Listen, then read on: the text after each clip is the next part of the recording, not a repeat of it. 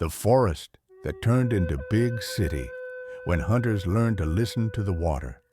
Long before canoes ruled the lagoon, before nets kissed the tide, before Ipe had a name, there was only a forest so thick that sunlight entered like a visitor, not a resident.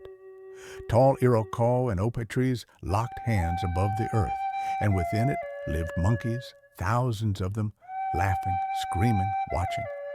So the land was called Igbo Ekun Obo, the forest of monkeys. No village dared to settle there, not because the land was cursed, but because the forest was alive. The three hunters from the old Ijebu lands came, three powerful hunters, each feared and respected. One, Ode Ajibola, a tracker who could follow a footprint after rain. They said animals froze when he whispered their names. Two, Ode Aramu, tall and silent.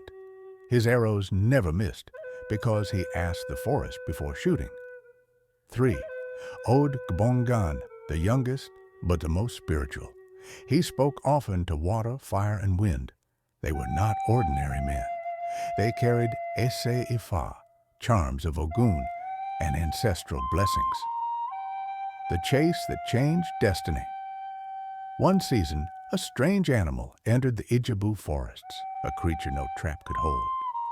The three hunters followed it for 7 days, through bush, through swamp, through monkey screams and silence. On the 8th day, the forest opened. Before them lay water without end. The lagoon shimmered like a mirror to the sky. The animal vanished, and the monkeys stopped screaming. That night, the hunters slept near the shore, the dream of the water. Each hunter dreamed the same dream.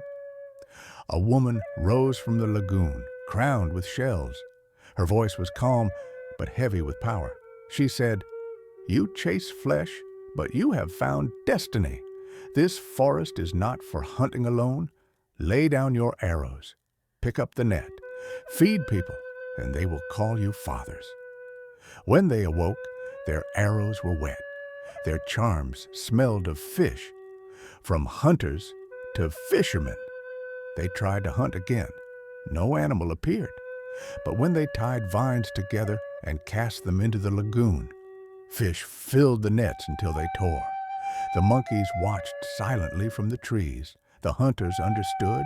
They built temporary huts. Then stronger ones. They learned the tides. They named waters. They respected storms. The forest slowly pulled back. The monkeys moved deeper, inland. The land began to breathe differently. The coming of other powerful hunters, word spread. A place where water never dried, fish came willingly, spirits favored settlers. Soon, other great hunters arrived, hunters from Ajebu, Laude, rivermen, from Apis creeks, brave men fleeing wars, fisher families seeking peace. Each came with skills, boat carving, net weaving, salt, drying, trade knowledge. The three original hunters became elders, not warriors. The birth of Ipi, the settlement grew. Paths became roads, huts became compounds, canoes became fleets. They named the land Ipi, a place of expansion, of stretching outward. Markets formed, festivals began. The lagoon became law. The forest that once belonged to monkeys now belonged to people. But elders say, if you listen closely at night, when the lagoon is quiet, you can still hear monkeys laughing, reminding Ipe who was there first. The moral of the story: Ipe was not conquered, it was accepted.